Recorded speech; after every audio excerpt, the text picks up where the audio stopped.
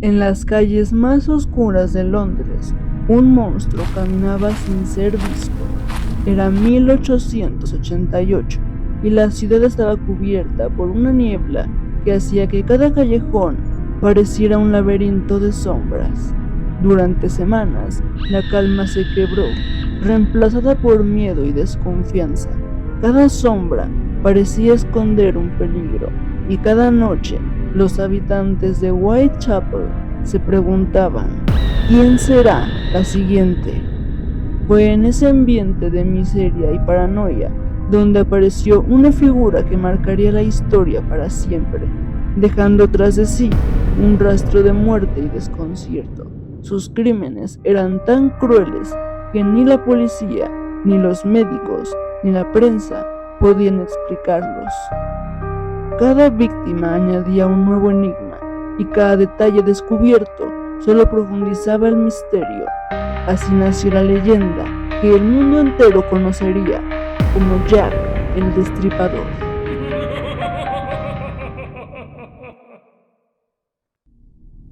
Sean bienvenidas, almas intrépidas. Hoy nos adentraremos en uno de los casos más escalofriantes de todos los tiempos. Un caso donde el horror se mezcló con el misterio y cuyo eco aún resuena en las calles de Londres. Pero antes de continuar, debo advertirles, lo que están a punto de escuchar no es un relato común. Hablaremos de crímenes brutales, de violencia indescriptible y de un asesino cuya identidad jamás fue revelada. Si deciden seguir, háganlo con cautela, pues la historia que sigue no es para almas débiles. Dicho esto, comenzamos.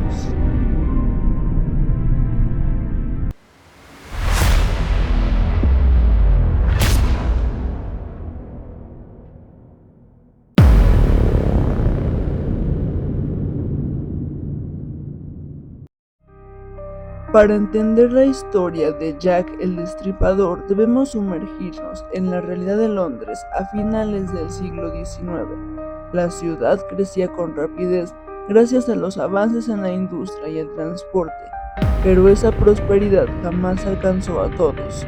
En el East End se encontraba Whitechapel, uno de los barrios más miserables de la capital. En 1888, más de 80,000 personas se hospedaban allí, muchas en condiciones infrahumanas. La inmigración masiva de irlandeses y judíos europeos había desbordado sus calles, provocando una superpoblación que colapsó los servicios y agravó la pobreza.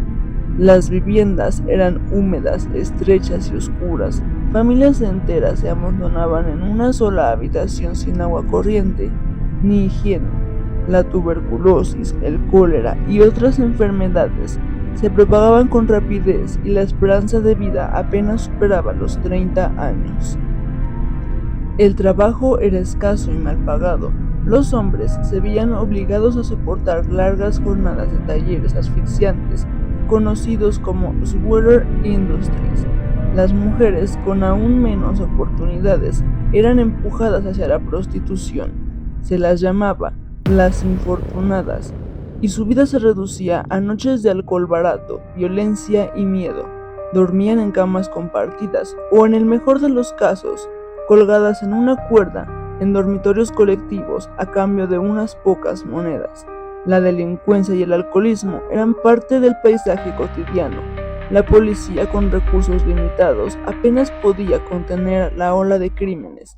Los asesinatos de mujeres pobres eran comunes, que rara vez ocupaban titulares, y fue precisamente en ese escenario de miseria, desigualdad y abandono donde surgió una sombra que marcaría para siempre la historia del crimen. Una figura que aún hoy, más de un siglo después, sigue fascinando y horrorizando al mundo entero: Jack el Destripador.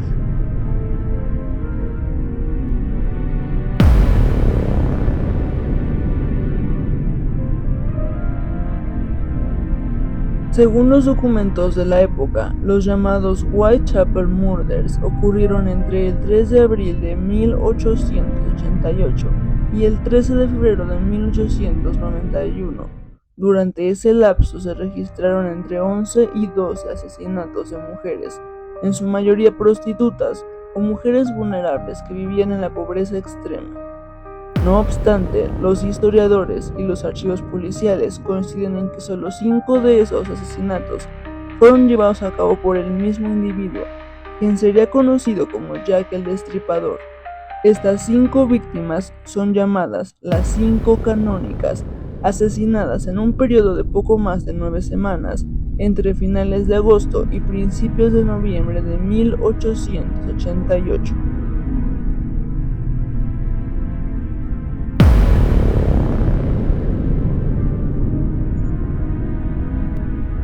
Mary Ann Nichols, también conocida como Polly, nació en 1845 en una familia trabajadora y humilde de East End, en Londres.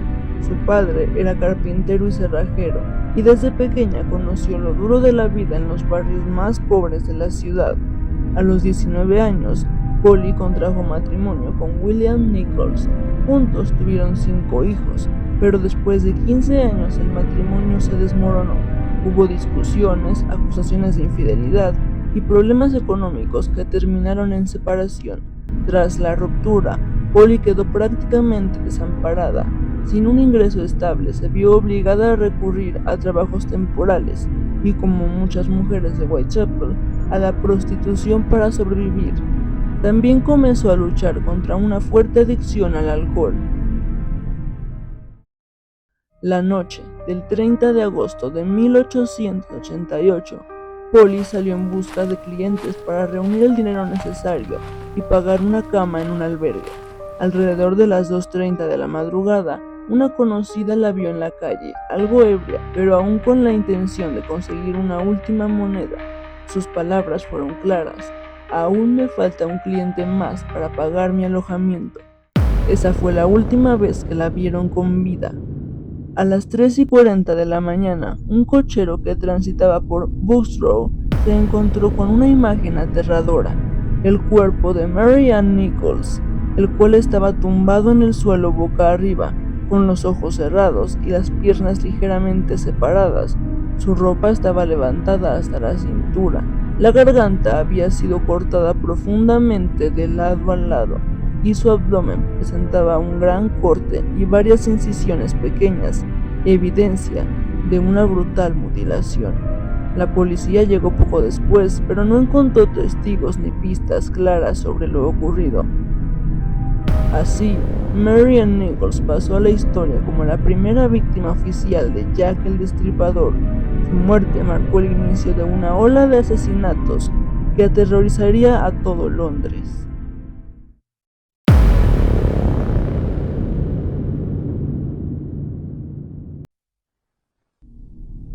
Eliza Ann Smith, o mejor conocida como Annie Chapman, nació el 25 de septiembre de 1841.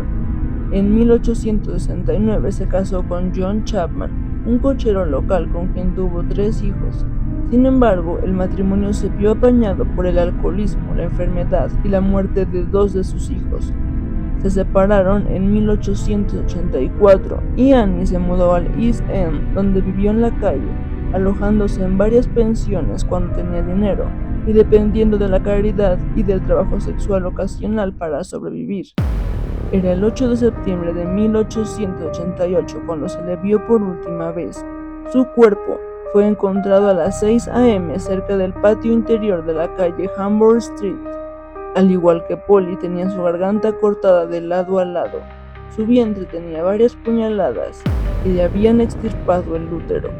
El asesinato de Annie Chapman generó un pánico mayor que el de Polly. La brutalidad del crimen con la extirpación de órganos fue ampliamente difundida por la prensa.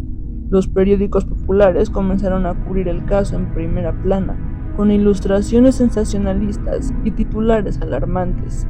Todo Whitechapel quedó paralizado. Las mujeres dejaron de salir solas de noche y la desconfianza hacia la policía aumentaba.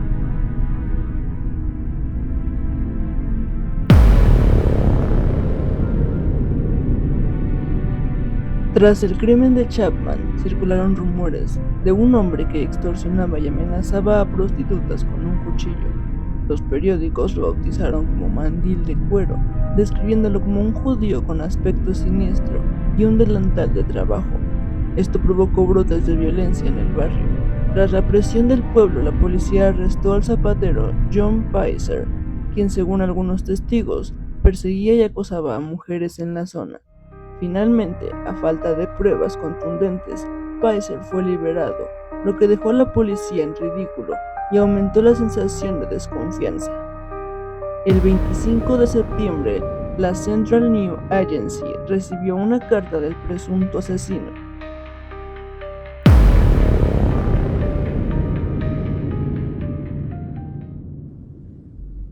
Querido jefe, constantemente oigo que la policía me ha atrapado, pero no me echarán mano todavía.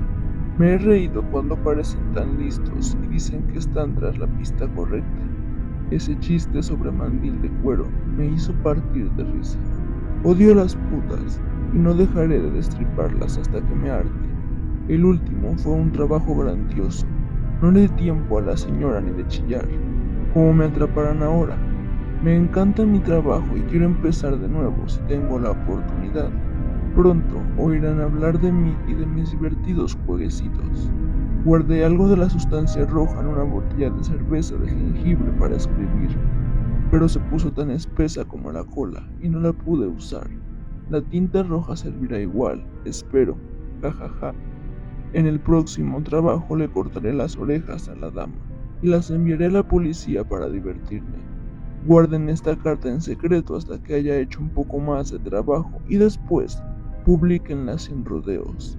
Mi cuchillo es tan bonito y afilado que quisiera ponerme a trabajar ahora mismo si tengo la ocasión.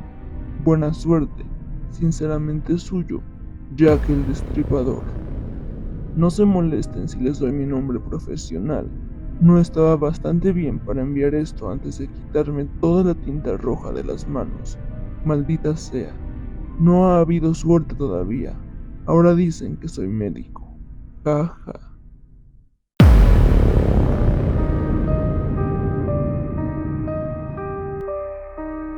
Elizabeth Stride nació el 27 de noviembre de 1843 en Suecia. En algún punto de su vida se va a Londres, donde, como las demás víctimas, trabaja en las calles como prostituta. Su asesinato tiene lugar el 30 de septiembre de 1888.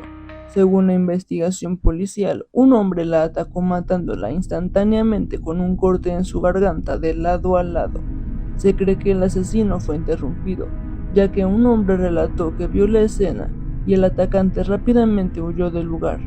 Tal parece que para el asesino este evento lo frustró, ya que no pudo concluir el crimen y decidió atacar horas después. La siguiente víctima fue Catherine Edwards, quien nació el 14 de abril de 1842. Fue una obrera y prostituta británica. Su cuerpo fue encontrado el mismo día asesinada. Se cuenta que esa noche fue detenida ya que estaba en un estado de ebriedad. Horas después fue liberada y se le vio hablando con un hombre bastante elegante, siendo este el último momento donde se le vio con vida.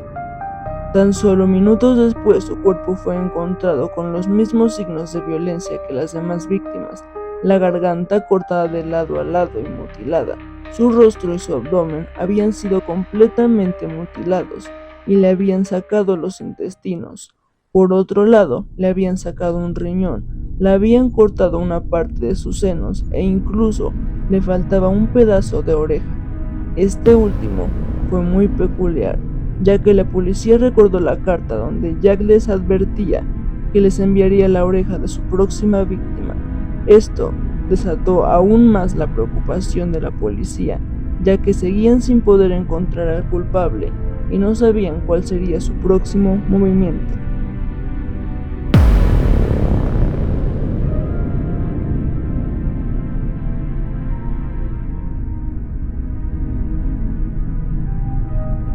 Tan solo unos días después de aquellos eventos, la policía recibió una postal llamada Saucy Jackie.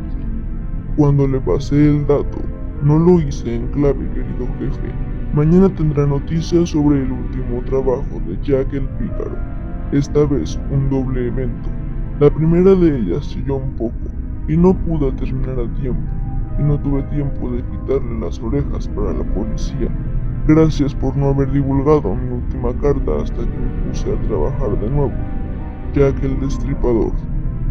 Esta postal creó mucho debate, ya que hay personas que aseguraban fue enviada justo después de los crímenes, antes de ser publicados. Sin embargo, la policía la obtuvo 24 horas después de los eventos, así que no dudaron en creer que era falsa. Poco tiempo después, el encargado del comité de vigilancia, George Lux, recibió una carta llamada Desde el infierno.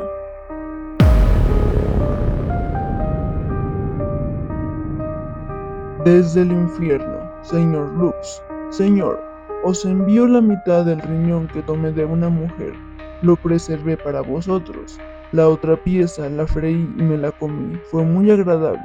Quizás os envíe el ensangrentado cuchillo que le saqué, si solo guardáis un poco más.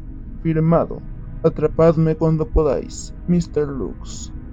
Esta fue enviada junto a una caja pequeña donde había un trozo de riñón.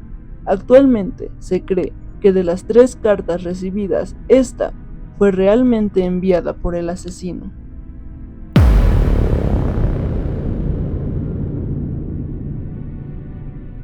Mary Jane Kelly fue la más joven de las llamadas 5 canónicas. Su historia es difusa y está rodeada de misterio, pero la mayoría de las versiones coinciden en que nació alrededor de 1863 en Irlanda. Se decía que había trabajado en burdeles de menor categoría en Londres e incluso que pasó una temporada en Francia. Sin embargo, su vida dio un giro hacia la miseria y, al igual que muchas mujeres del East End, terminó sobreviviendo como prostituta en Whitechapel. En 1887 comenzó una relación con Joseph Barnett, con quien se mudó a una pequeña habitación alquilada en 13 Miller's Court. La convivencia estuvo marcada por problemas de dinero y discusiones hasta que Barnett la abandonó poco antes de su muerte. Pese a ello, él seguía visitándola con frecuencia. La madrugada del 9 de noviembre de 1888, Mary fue vista por última vez en las calles de Whitechapel, acompañada de un cliente. Esa noche, varios vecinos aseguraron haberla escuchado cantar en su habitación, lo que hace pensar que estuvo despierta hasta altas horas de la noche. A la mañana siguiente, su casero envió a un asistente a cobrarle la renta atrasada. Al no recibir respuesta, miró por la ventana y se encontró con una de las escenas más brutales de la historia criminal. La mujer estaba encima de su cama, boca arriba. La cara estaba completamente desfigurada, las piernas cortadas hasta el hueso. Todos sus órganos estaban de fuera y sus pechos fueron cortados.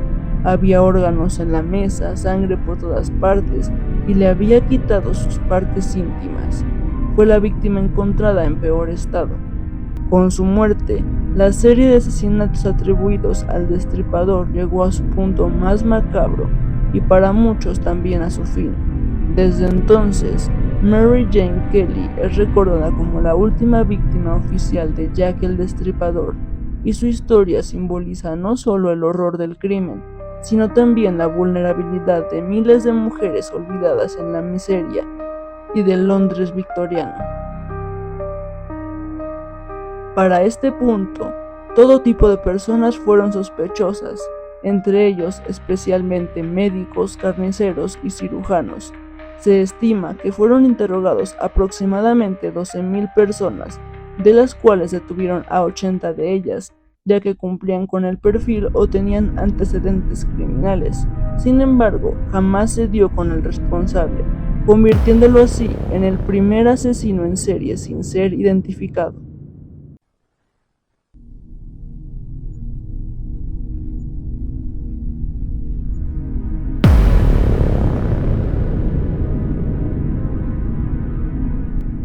James Maybrick, nacido en Liverpool en 1838, Maybrick se incorporó al negocio del algodón a temprana edad.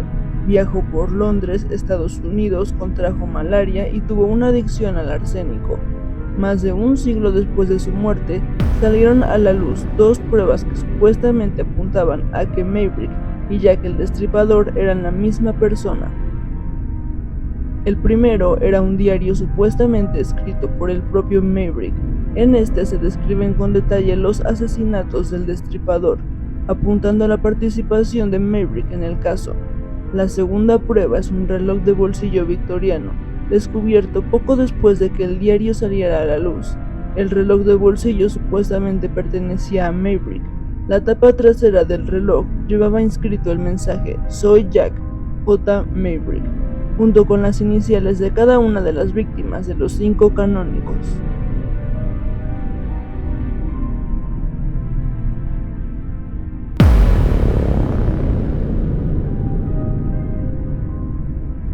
John Druid, nacido en Dorset el 15 de agosto de 1857. John Druid provenía de una familia privilegiada. A primera vista podría parecer que este adinerado caballero no tuviera nada que ver con la terrible historia de Jack el Destripador. Sin embargo, la inesperada muerte de Druid puso repentinamente su nombre en el foco de atención. Tras el asesinato de Mary Jane Kelly, la última de las 5 víctimas del Destripador, el cuerpo sin vida de Druid fue encontrado en el río Támesis. Y a la par comenzaron a circular rumores de que Jack el Destripador se había ahogado en el río Támesis. Esto colocó a Druid como el posible asesino.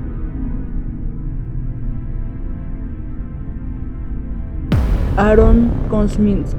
Este último es uno de los nombres más sonados en los últimos años, ya que se cree firmemente que él es el auténtico Destripador.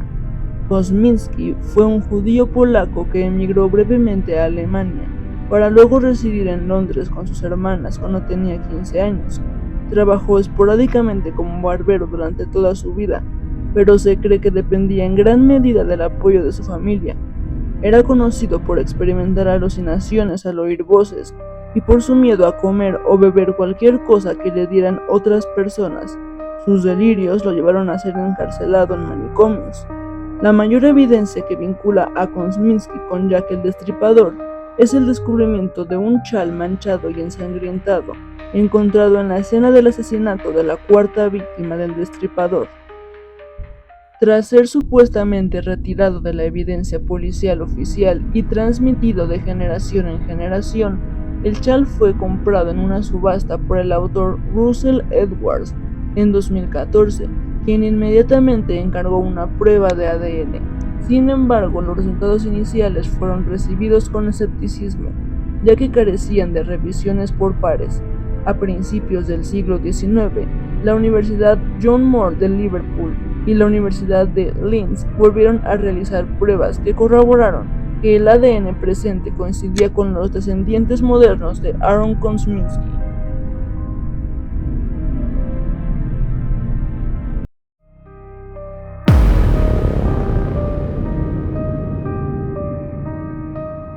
Jack el Destripador no fue solo un asesino, fue un espejo de una sociedad que ignoraba el dolor, la pobreza y la vulnerabilidad. Sus crímenes no solo marcaron a sus víctimas, sino que dejaron una cicatriz en la conciencia colectiva, recordándonos que el horror no siempre llega con un rostro reconocido, a veces se oculta en la indiferencia, en la injusticia y en la oscuridad cotidiana. Más de un siglo después, su identidad sigue siendo un enigma que desafía la razón. ¿Fue un hombre consumido por la locura, un genio del mal o simplemente alguien que la historia decidió olvidar? Cada teoría, cada nombre propuesto, parece desvanecerse entre las sombras de Whitechapel, recordándonos que a veces la verdad es más aterradora que cualquier ficción. Y quizá ese sea el legado más inquietante, ya que el Destripador no solo asesinó cuerpos, también dejó un vacío en nuestra comprensión del mal. Nos fuerza a mirar hacia adentro y cuestionarnos qué oscuridad somos capaces de ignorar en los demás. ¿Qué monstruos permitimos que crezcan en silencio, escondidos entre la miseria y la indiferencia? Así que, Mientras caminamos por nuestras propias calles, entre luces y sombras, recordemos que los monstruos no siempre son extraños. A veces son lo que permitimos que exista en nosotros y en el mundo que nos rodea. Si este relato te impactó y quieres seguir explorando misterios, leyendas y crímenes reales, no olvides suscribirte, darle like al video y dejar tu teoría en los comentarios. Nos vemos en la próxima entrega y recuerda, en cada sombra un nuevo misterio espera ser descubierto.